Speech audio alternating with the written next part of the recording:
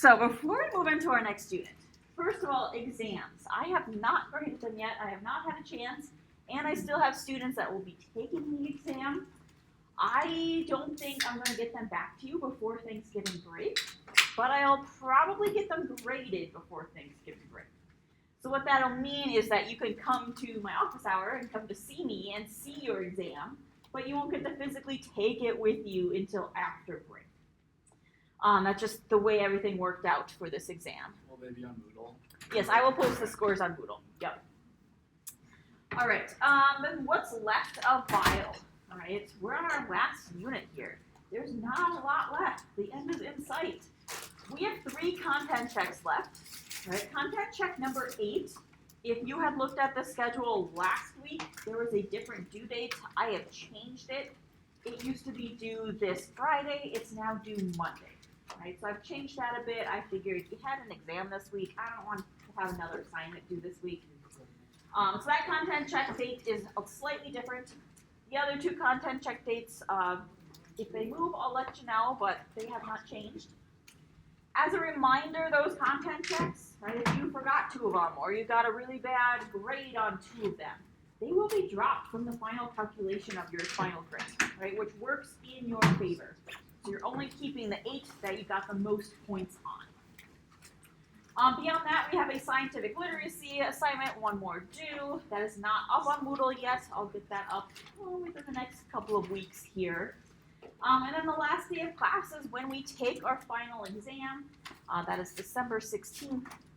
Speaking of the final exam, it is semi-cumulative, which means most of the material on your final will come from this unit that we are starting today, from Unit 4. But there's going to be about 20 points that'll be testing you on the older material that we've done throughout the semester. What I'm going to do for this, and this is what I've done in the past, is give you a set of questions that can show up on the exam in some format. That way, it is narrowed down the amount that you actually have to study for that cumulative. Not going to say it's not going to be a lot. It's still fairly comprehensive, but it'll allow you to ignore some parts of that cumulative material. And if you know you're going to have conflicts with this last day of class, final exam, talk to me sooner than later. Right? This is the last day of class. I don't have a ton of wiggle room in trying to reschedule exams. So the sooner you let me know, the better. Any questions here? All right. Well, we're going to move on to our next unit, which is probably a unit that you're a little more familiar with, especially if you've had a lot of biology in the past. This lecture today might be purely review. But that's okay, because we all have to start at the same basic level of learning here. So we're going to transition to talking about the theory of heredity. Right? So last unit we talked about meiosis, which is how we produce our gametes that can fuse together to create a new individual. Now we're going to specifically look at traits, which is a characteristic of an individual, and how that is passed on in families or in populations, right? And that would be heredity, the transmission of these traits from parents to offspring. So remember, all of our genetic material is contained in DNA, right, for all living organisms. That DNA is packaged into chromosomes, right, through a series of levels of compacting, as we can see in this image here. And it's the chromosomes via the gametes in meiosis that are passed down from parent to offspring. So we're going to keep an eye on the traits now and how they're being passed down and what rules they might follow, how we might predict what's passed down. So trait, that's a characteristic. That might mean having blonde hair. That might mean having high blood pressure if it runs in your family. Right? That's a trait of an individual. Heredity is just simply the way that it's passed. So we can't talk about heredity without talking about George Mendel, all right? So I don't expect you to know all the historical information, but it's actually kind of interesting. So Gregor Mendel, he was alive in the 1800s. he was very interested in how traits are passed down from parent to offspring. So he did a study, and he published his study with experiments on plant hybridization in a journal in 1866. Right? So he actually published these findings. Kind of a fun fact is that Gregor Mendel and Charles Darwin, they were alive at the same time, working on very similar ideas, but they had no clue what each other was working on, right? So they could have collaborated and think about what a super team that would have been, but they had no idea. So that's kind of a fun fact. But Mendel's work, even though it was published in 1866, it was actually lost and wasn't rediscovered until 1900. So he put all this work, published it, it got out to the public, and then the public kind of lost it. We forgot about it until we rediscovered it in 1900 and realized Gregor Mendel did all of this work and laid down the foundations of heredity for us. Right, so he worked, wrong button there, on the pea plant, right? The common garden pea plant that you could plant in your backyard, or in my case, I don't have a backyard, I can plant it on my balcony, right, in a flower pot. Right, pea plants, super simple organism. So Mendel was really trying to ask some basic questions. Questions that today we might think of as almost too basic. Like, that's just such an easy question. Why would you ask something like that? But they didn't know how these mechanisms existed back in the day. They didn't know how offspring resembled their parents, right? So why this puppy looks like its parent, right? They look very identical in this case. They didn't know why that happened, and they didn't know the how. They didn't know how this transmission of traits occurred between parents and offspring. So Mendel was asking very basic questions. He was laying down the foundation. And like I said, he used the common pea plant, right? So our garden pea plant is actually what's called a model organism, meaning that it is a great organism to run experiments on, right? Model organisms, common nowadays, might be fruit flies. They're often used in scientific experiments. If you're doing something with plants, the plant Arabidopsis is a model organism. Basically, it means it has traits and characteristics that make it really easy to use and observe. Now, the pea plant was a great model organism for looking at heredity for a series of reasons. Right? First of all, it is easy to grow. You don't have to have a super green thumb to grow a pea plant. Right? You put it in soil, you cover it up, keep it watered, you're going to have a plant growing. So super easy to grow. The reproductive cycle is short, right? You can develop seeds in a matter of months. Now think about mammals. Mammals, they take years, sometimes decades, before they can reach reproductive maturity and create offspring. Right? I think one of the longest organisms to reach reproductive maturity is the Greenland shark, and they take 150 years before they can produce an offspring. Right? Now we don't want to wait 150 years to produce an offspring. That's way too long. Plants, we can do it in a matter of months. So that's great. When they do produce offspring, they produce large numbers of offspring. They produce a large number of seeds. Right? So many pods are produced, many pea pods are produced. Inside of the pods, we have many peas, which are the seeds. We get a lot of offspring. And the traits that we might be observing are really easily recognizable. If I look at this image, I can tell you that the trait for flower color is purple, right? It's super easy to see.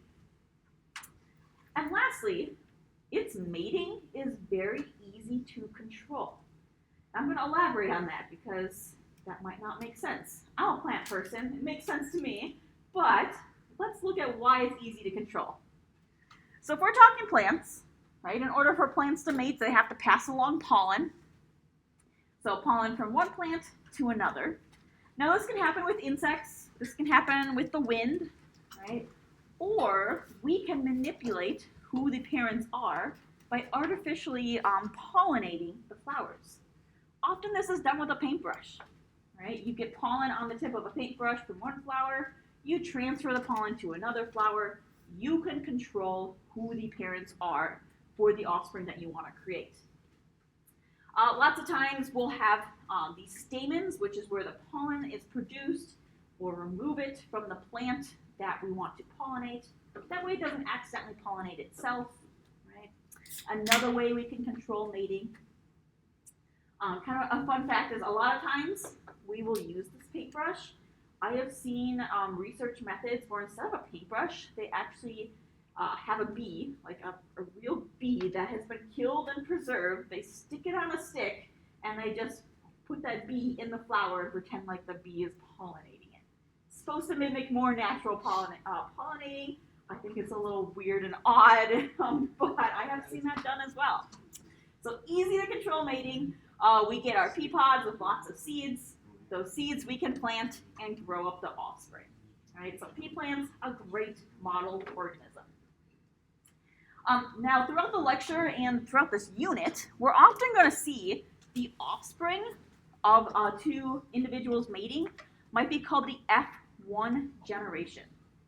Right? That F1 generation, it very literally means first filial generation, which translates to first son or daughter.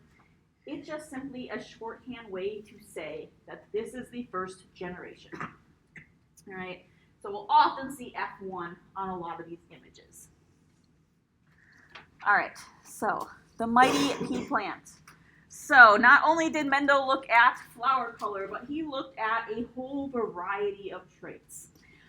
Seed shape and color, flower color, pod shape and color. He even looked at whole plant traits, like whether or not the plants were tall or whether they were this dwarf variety. Maybe the flowers were produced at the ends of the stems. Maybe they're along the sides of the stems. He looked at a lot of traits. We would call these traits the phenotype. Right? This is the observable feature. We are observing its phenotype. So if we look at flower, we would say the phenotype for this plant that has this purple flower is the phenotype of having purple flowers. Purple flowers is the phenotype. That's what we are physically observing with our eyes. Now it just so happened that the pea plant had two distinct traits for each of the, or two distinct variations for each of the traits that Mendel was looking at. So for seed color, the seeds were either yellow or they were green. There was not a third option, right? Which is again why this pea plant was such a great organism, right? There are only two possibilities. There are genes out there that have many more than two possibilities, but Mendel got lucky essentially, and that his pea plants only had those two possibilities for every single trait that he looked at. So again, what we're physically seeing, that is our phenotype. Now, how did Mendel use the phenotype to try to determine all of these theories of heredity? Right? So, what he did was he worked with pure lines, also called true breeding pairs. Right? That means that each parent only had one version of a trait. Right? So in this example, one parent only had the version of the traits that coded for round seeds. The other parent only had the traits that coded for wrinkled seeds. Right? These are true breeding pairs. Right? So when we cross two true breeding pairs together, the first generation, right, and all subsequent generations will be called hybrids. Right? But specifically when true breeding pairs are crossed, the first generation is going to produce, in this case, all round seeds. Right? So basically what this is telling us is that the round allele, or the round trait, is the dominant trait. Right? It's the one that's always going to show up. And we see that in our first generation. Right? So we're crossing true breeding pairs. They only have the alleles for one specific trait. We get the hybrids.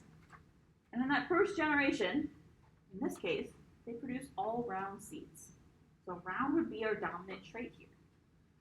Right? So Mendel noticed these things popping up time and time again. Right? He noticed that they were very interesting in how these traits kept occurring. So first of all, that first generation, he noticed, right, that the dominant phenotype always showed up. Right? So the dominant phenotype is the round seeds.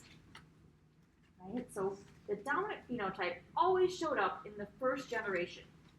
Even if this first generation had the ability to code, right, in their genetics to code for the recessive trait, because the dominant is present, it's always going to mask that recessive trait. And we'll continue to expand upon that idea. Right? But that first generation, always going to be all the dominant traits in a true breeding pair.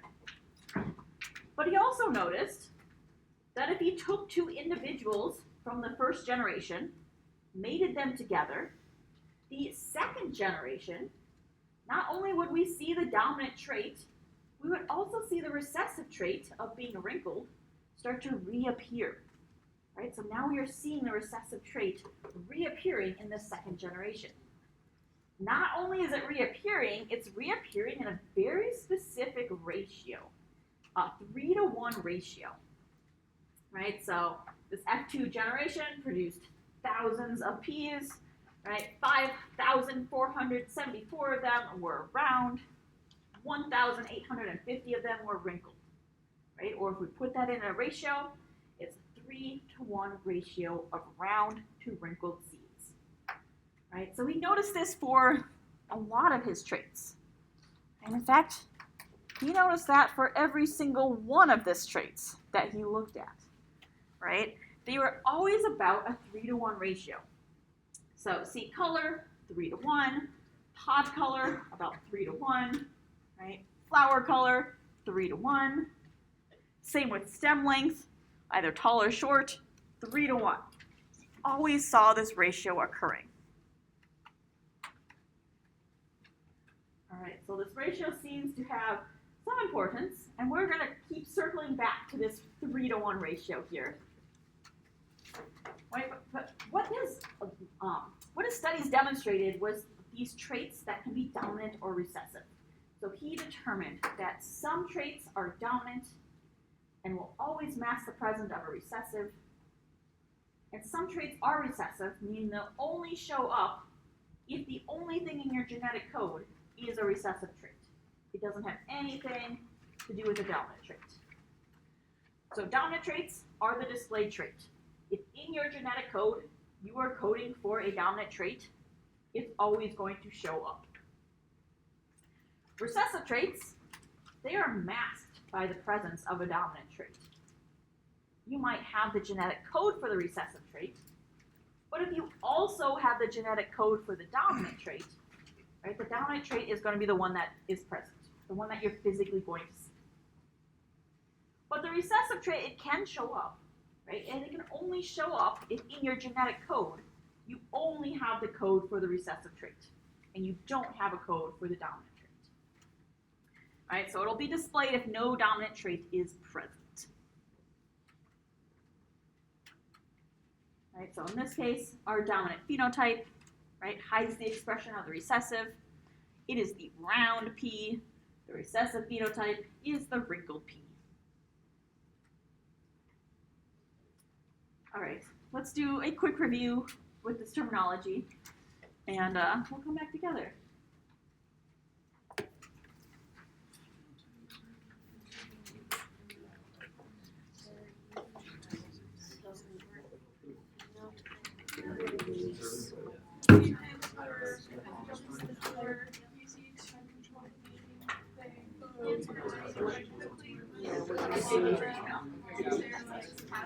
Had a chance to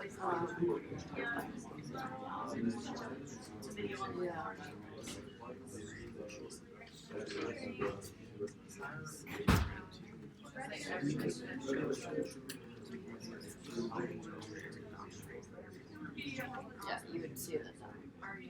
And if you did a second count with F1s, you would see a 3-to-1 ratio of dominance.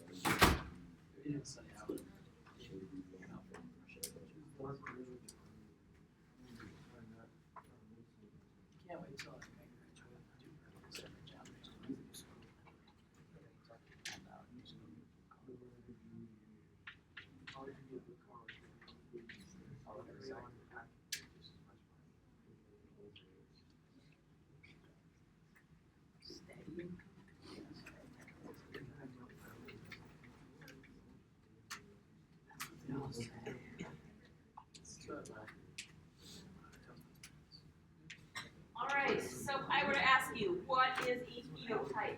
What would you tell me in response? Yeah, the observed trait, the physical trait that is being expressed by an organism.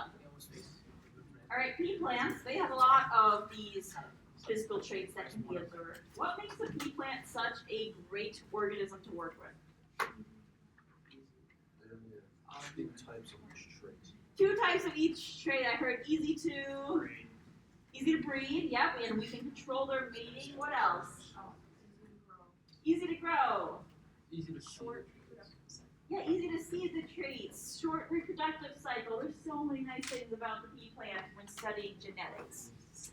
All right, so now if we bred together two true breeding organisms for one trait, okay, how would you tell which trait is the dominant one? The one that shows up. Yeah, whichever one is in the F1 generation. Yeah, so if we were to look at this, right, we would have, I tried to draw out like some beetles or bugs up here, right? I have a red bug and a blue bug, right? Which is the dominant color based on the F1 generation?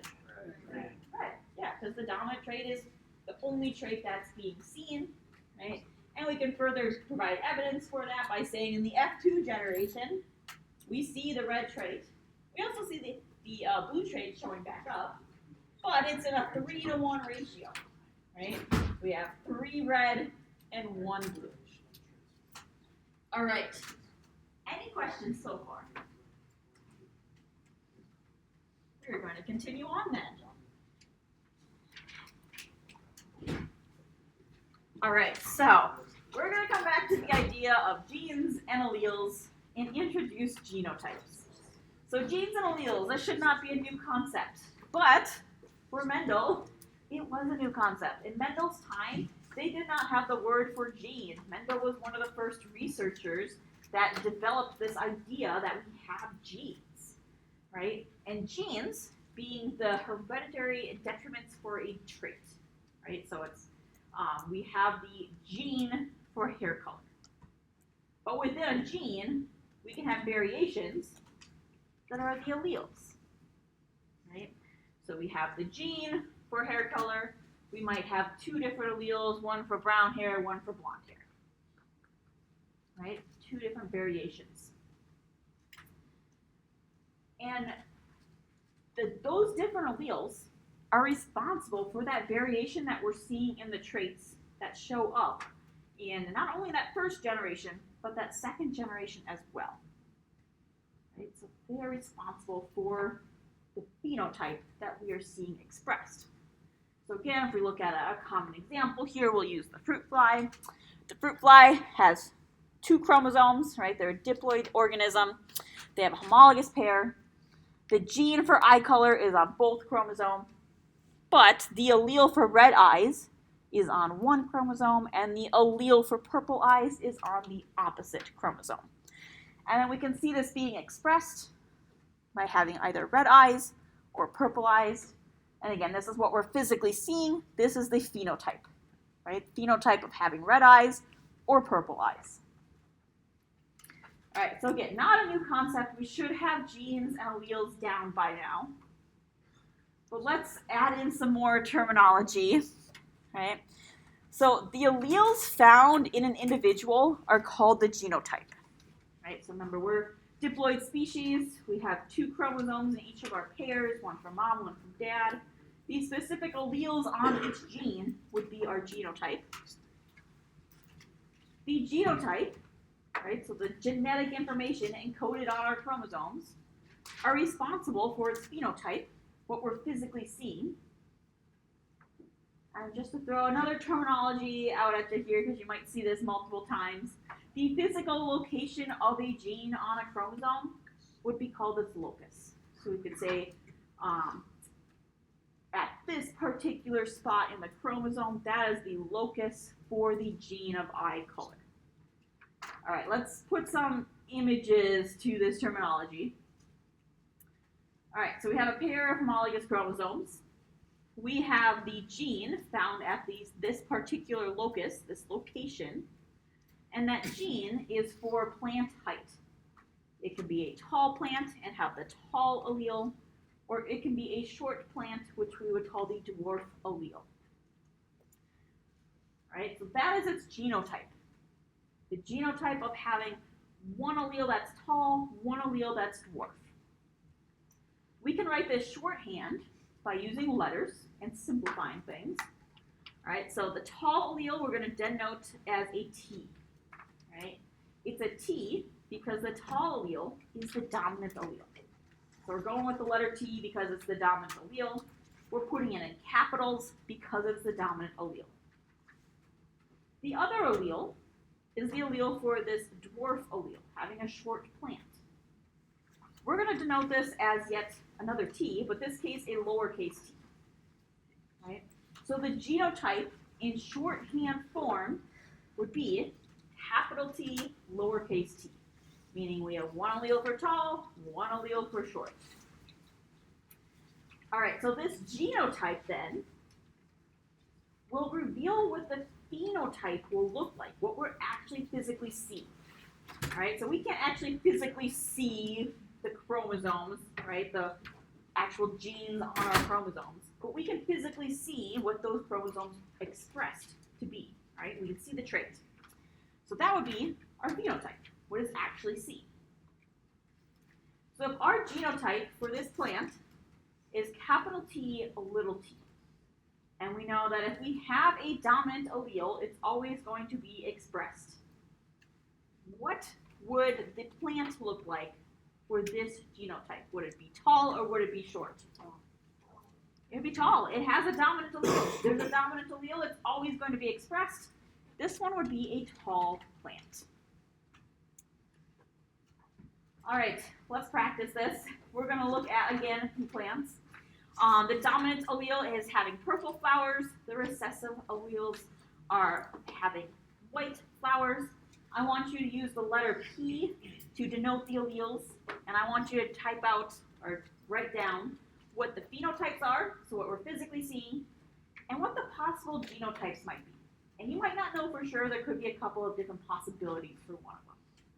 I'll give you a couple minutes here.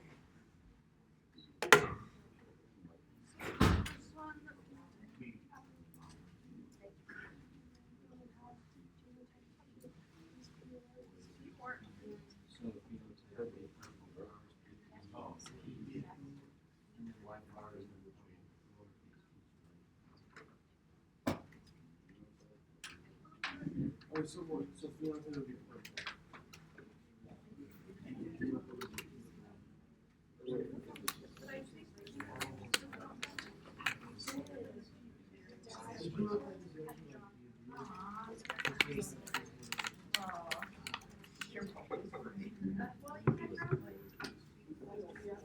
Yes, is the dominant allele or the dominant? Yeah. Dominant allele always first. Yeah. Because like this one's like do that and then, but then if it would be first, I mean, it wouldn't be technically that. technically it would be correct, but the way that we would write it is always going to be dominant. That's just the standard.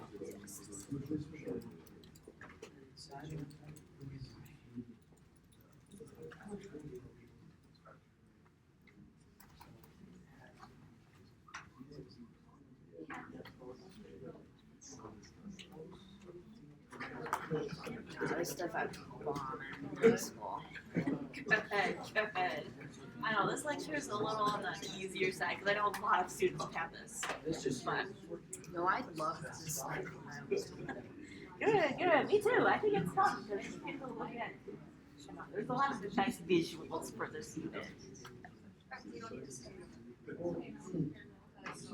All right, so if we were to look at this pea plant, it has two different flower colors. For the dominant flower color, what is the phenotype? Purple flowers, yes, what we're physically seeing. Which means the phenotype for the recessive is white flowers. All right, what about the genotype for the dominant flower? capital P, lower P, or capital K. Yes, I hear a lot of mumblings here, but yes, it can be either capital P, right? Have two dominant alleles, or only one might be dominant and the other could be recessive. Right? The key here is that it has at least one dominant allele because it's showing up as the dominant phenotype. What about the recessive genotype? What could that be? Lower. Yeah, little p. Right? It can only be lowercase letters because that's the only way the recessive phenotype can show up. All right, we're going to add more terminology here. So if we're going to look at that example that we just did, right, we could say that the genotype for the recessive flower here is homozygous, meaning it only has one type of allele. Right? It has two alleles, but both of those alleles are the same. They're both lowercase p, lowercase p. Right? They have both recessive allele and a recessive allele. So we would say it's homozygous.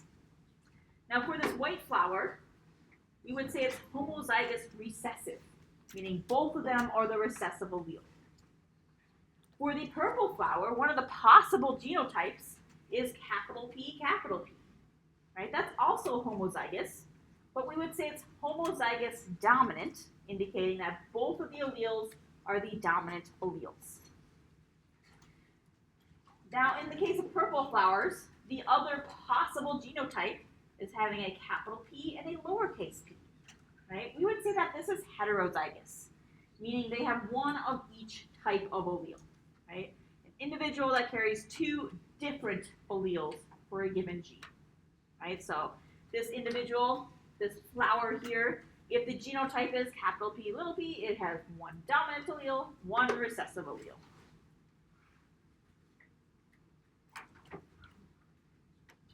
So if I were to say which are the homozygous genotypes, you would tell me lowercase p, or capital P. If I were to ask you what is the homozygous dominant genotype, right, I'm specifying it's the dominant one, it can only be capital P.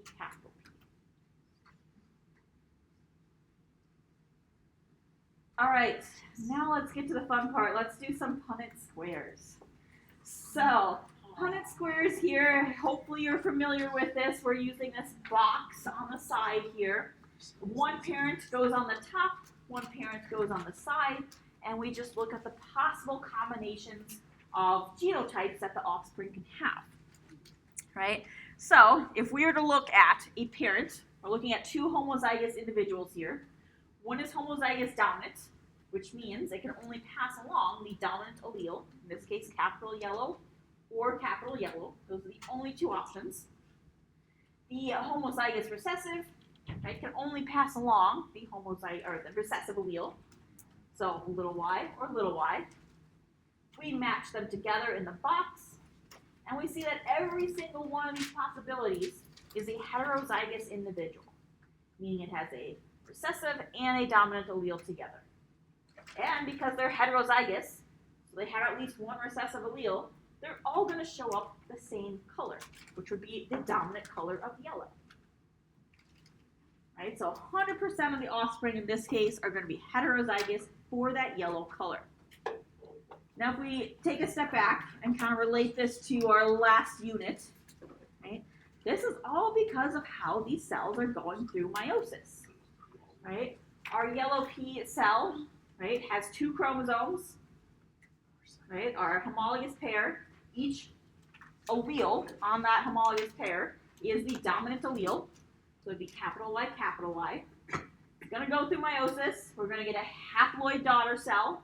In fact, we're going to get 4 haploid daughter cells, right? So we're going to only be able to get a possibility of having those gametes being a capital Y, because that's the only thing that this parent has to pass down. Now, I know I said 4, and it's only showing 2 here, which is why it has that little ×2 for each of them, meaning, yes, we have 4 haploid daughter cells. But the same for the homozygous recessive individual. It only has the lowercase y's that it can pass down, which means that the resulting gametes after meiosis, right, are haploid and only contain the little y. Right, so this is a mechanism why behind why our offspring are going to have the combinations that they do. And this particular mechanism is what is behind the true breeding pairs. Remember I said true breeding pairs, they only have the alleles for dominant, or they only have the alleles for recessive, which means they have to be homozygous, right? Either having 2 capital letters or 2 lowercase letters, right? So what we're looking at here is a cross between 2 pure lines or 2 true breeding pairs. And we see that the offspring, the F1 generation, is all the same, right? Same genotype, same phenotype. All right, now we're going to take the offspring from this first generation. We're going to take 2 of these individuals, and we're going to pollinate them to get the next offspring, or the F2 generation, the second generation. So taking 2 of these individuals with heterozygous genotypes, yellow phenotypes, we're crossing them together. So that means we're doing a cross between 2 heterozygotes, right? So capital Y, lowercase, capital Y, and lowercase. If we match them all together, we get a Punnett square with these possibilities, right? First one is homozygous dominant. They have 2 dominant alleles. The 2 that are kitty corner from each other here in this diagonal have a capital Y and a lowercase y. They are heterozygous. And then one individual has the possibility of being homozygous recessive. Right? We can break this down even further. Right? And this is something that I might ask you to do on an exam, is tell me, what is the phenotypic ratio? So what is the ratio of our 2 phenotypes? The phenotypes, what we're physically looking at, so yellow or green. We could say that 3/4 are yellow, 1/4 is green. So again, we're seeing that familiar 3-to-1 ratio, right? And that's for phenotypes, what we're physically seeing. Now this is different for genotypes, right? Genotypes are the physical alleles on our chromosomes. We could do a genotypic ratio, which is now we're looking at the letters, right? So we have 1, that's capital Y, capital Y. So 1/4 are homozygous dominant. 2/4 are heterozygous, right? Having 1 capital Y, 1 lowercase y. And then 1/4 is homozygous recessive, having lowercase, lowercase. So we would say that the ratio for the genotype now is a 1 to 2 to 1. Right, so this is something I might ask on an exam. Take these 2 parents, cross them together. What is the ratio of phenotypes going to be for their offspring? Right, so it's just a matter of making the cross, doing the Punnett square. In this case, it's a very simple 1-factor Punnett square. We will do 2-factor Punnett squares on Friday. But just counting out how many are yellow versus green, how many are heterozygous versus homozygous dominant and recessive.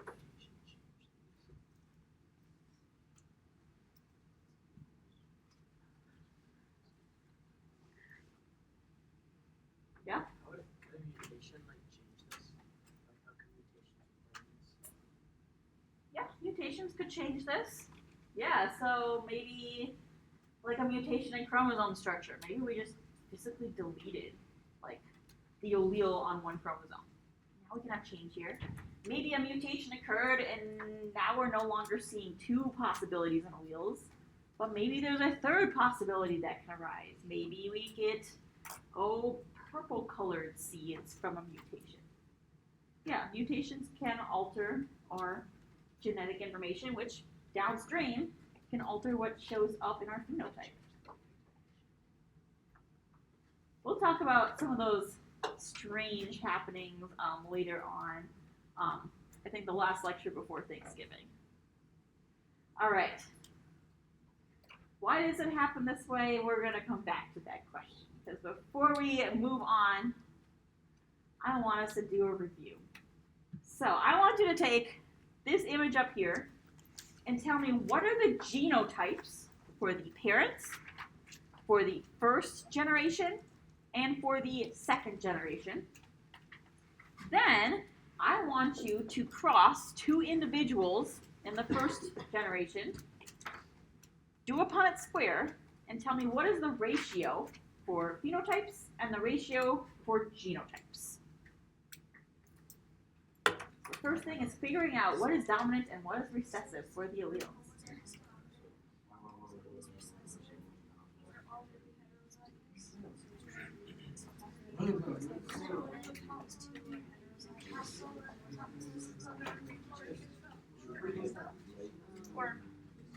I did it once, but the us in this genotype is attributed. Genotype, the first one with the capital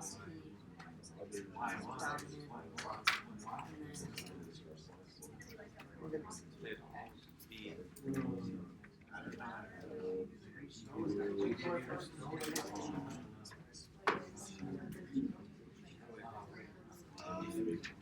I think it's yeah, generational. well, phenotype.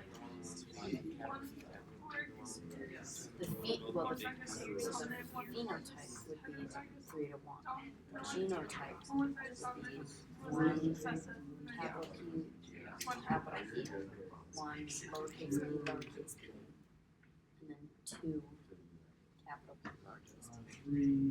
lowercase p. There's 1 and that's, I mean, I have to do 1, so that's what we're doing, so.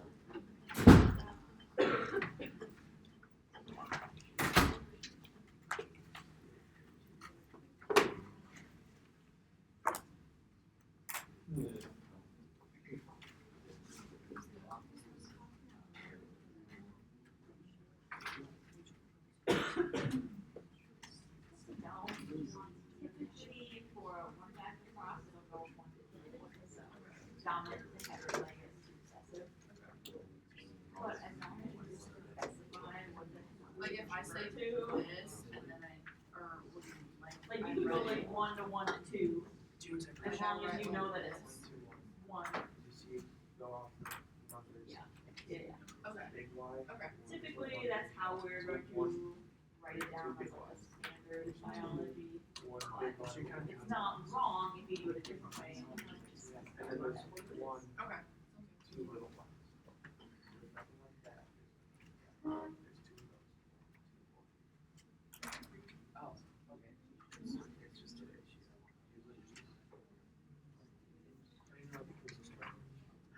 So for the second generation, it's going to self-fertilize, which means it's breeding with itself or breeding with another individual.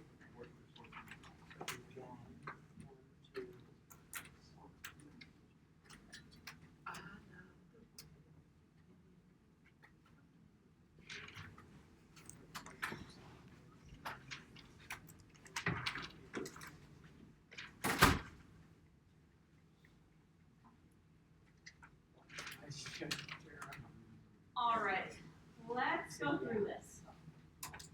First of all, what is the dominant phenotype for flower color? Purple, pink, yeah, whatever you see it as. So what led you to that reasoning?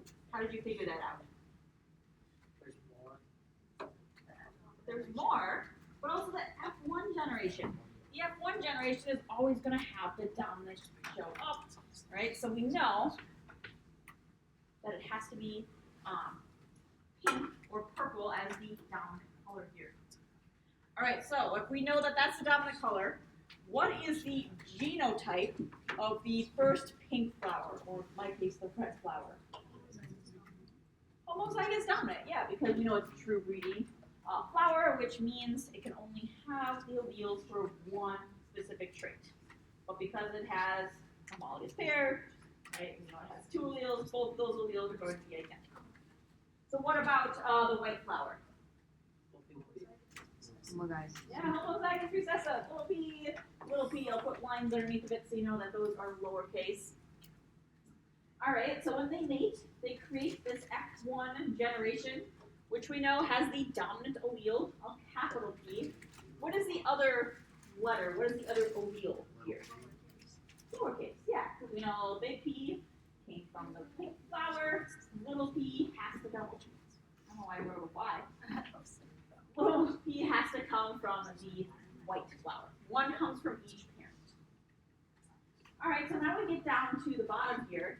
And if you go through and do a Punnett square, you should be able to figure out the genotypes for each one of these. So, right, we set up our Punnett square. The F2 generation is self-fertilizing, right? Now the F2 generation is a capital P, little p. So we put that on either side of our Punnett square. We match them together to get our genotypes. So what is one genotype that I would have? Homozygous dominant. Homozygous dominant, yep. So that would be capital P, capital P. What other genotype would it have? Homozygous recessive. Homozygous recessive. There's a lot of murmuring, so I'm just picking out the loudest of the murmurs. Right? What are the two in the middle then? Heterozygous. They're heterozygous. Yeah. So capital P, lowercase p. All right, so now I asked about ratios. What is my phenotypic ratio of pink to white flowers? 3 to 1, yeah, because I have 3 in my F2 generation that are pink to the 1 that is white. So I have a 3 to 1 phenotypic ratio. But I can also look at my genotypic ratio, and what would that be? 1 to 1. I have 1 homozygous dominant, I have 2 heterozygous, and I have 1 homozygous recessive. Any questions?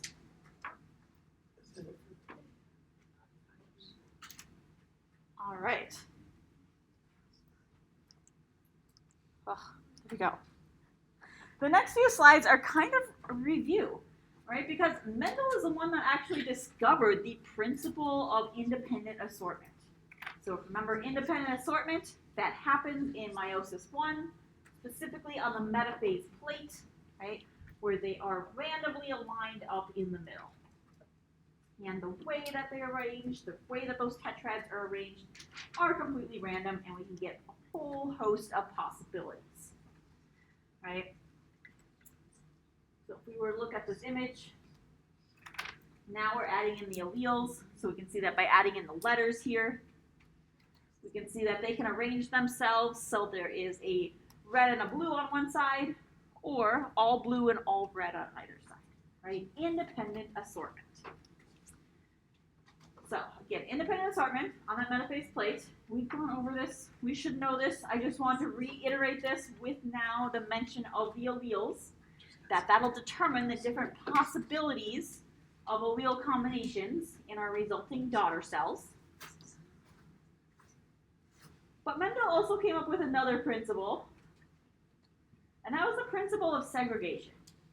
Basically meaning that 2 alleles that code for the same trait, right? So eye color, flower color, they have to separate during gamete formation, right? So they have to segregate, they have to separate out, right? And we know if they're separating, that must be an anaphase, right? Anaphase 1 and 2, right? And so that will give us our possible gamete combinations when they separate apart, right? So it's kind of a fancy name for a relatively simple theory, right? That they have to separate during meiosis. We call that the principle of segregation, right? And then again, we can put that in our Punnett square, knowing that the maternal parent will be on one side, the paternal parent will be on the other side, right? If the maternal parent has two alleles for one gene, right, it can only give away either the dominant allele or the recessive allele in this case. Same for the parent, right? It can only give away, one gamete can be a capital Y, one gamete can be a lowercase y.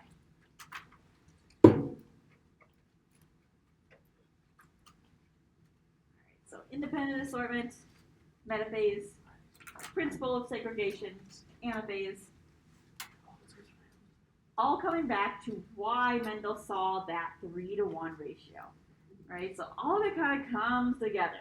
These principles of independent assortment, principles of segregation, meiosis, and the gametes formed, what the parent can give away in their traits, right? Everything comes back together to if we have two true breeding pairs, the F2 generation, always going to have this 3-to-1 ratio, right? We're going to continue to expand upon this 3-to-1 ratio in subsequent lectures when now we might talk about when they aren't randomly assorting. All right, I want to end lecture with a group review. And so this is a review. This is actually a lab we used to do for this class that we don't do anymore. But I want you to pair up with someone around you, determine what your phenotypes are and what your possible genotypes are, right? Once you determine what your possible genotypes and phenotypes are, and if that makes you uncomfortable to pair up with somebody, you can use this individual here as your partner, right? So then once you have those genotypes, you're going to pick one if there's two possible genotypes and do a Punnett square for the hairline and the earlobe traits, and then determine the frequencies. All right.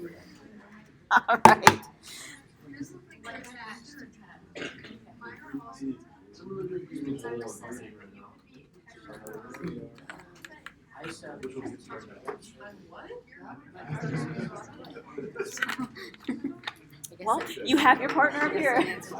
There you go.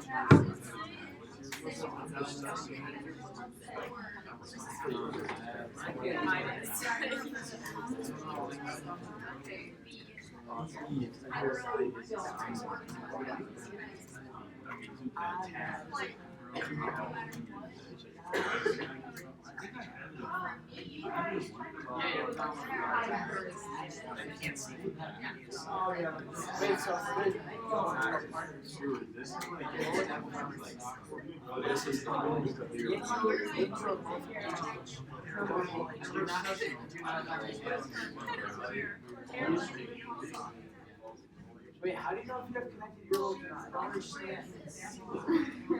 Yours are connected. Can I see someone? Can someone please show me your ears that aren't connected? Yeah. We both have. Yours are. Oh, is it down? Is it are down? Well, all of them are connected. Those pictures look the exact same. I'm going to see behind you again. What do you think? I love my ears. They're so straight. So easy on my pictures. Well, yeah, if you look at the pictures, it's just like a I think they have a question about earlobes in there. Earlobes. They can't figure out what an actual earlobe is. Earlobe. So either your earlobe, you don't have a piece that hangs down. How do you, and it just directly attached to your head? Definitely attached. Let's look.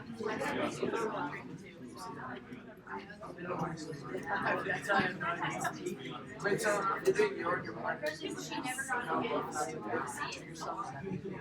She never had races.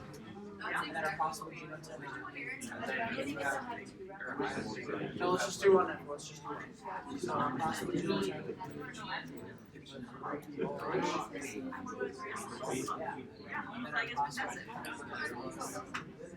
Because I used to, but I don't know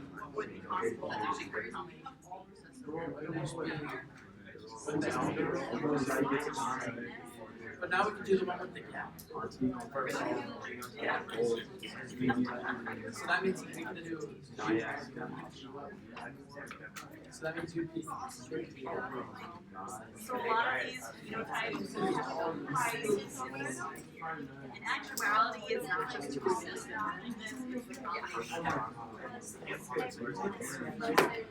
Oh yes, we're gonna do a two-factor cross on Friday.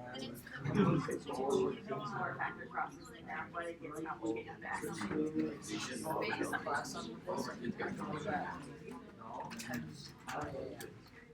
Would you say my teeth are Yeah. It used to be way bigger. So, Yeah, then genetically, like yeah. I used to be able to fit one of these between my teeth. I would do it as a Then baby. yes, I would say that you probably have the alleles for you probably had braces, right? I did not actually. No. Interesting. My teeth, my molars were just way too big, and so they squished my teeth. Otherwise I would still have the gap. Yeah. Going here. Seeing all the alleles. We have to check this now. Yeah. Can't do anything with it. There's only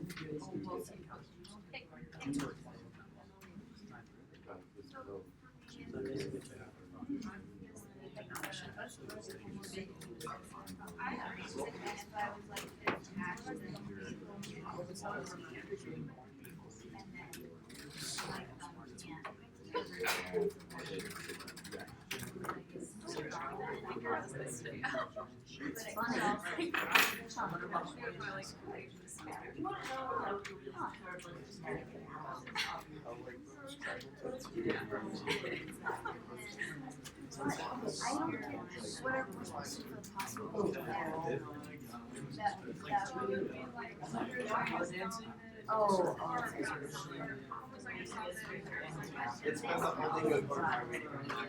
but are we combining?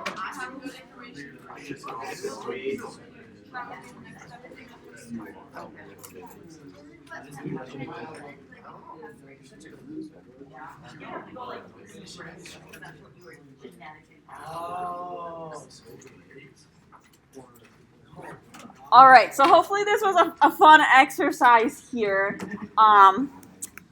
So if I were to do this myself, and I'm just going to go through an example here so you have an example of what I was looking for, right? I have a straight hairline. My phenotype would be a straight hairline, right? This individual, random image I found online, they have a widow's peak. That is their phenotype. My possible genotype, because I have a straight hairline, and that's recessive, can only be homozygous recessive. But the individual with the widow's peak has two possibilities, homozygous dominant or heterozygous. We don't really know without doing a type of genetic analysis, right? So two possibilities. I would then pick one of those possibilities, match it with my genotype, do a Punnett square, and figure out that my genotypic frequency is 0% for homozygous dominant, 50% heterozygous, 50% homozygous recessive. Same for the phenotypic frequency. All right, no homework for Friday, but content check 8. You should be able to do most of it by now, but it's not due till Monday.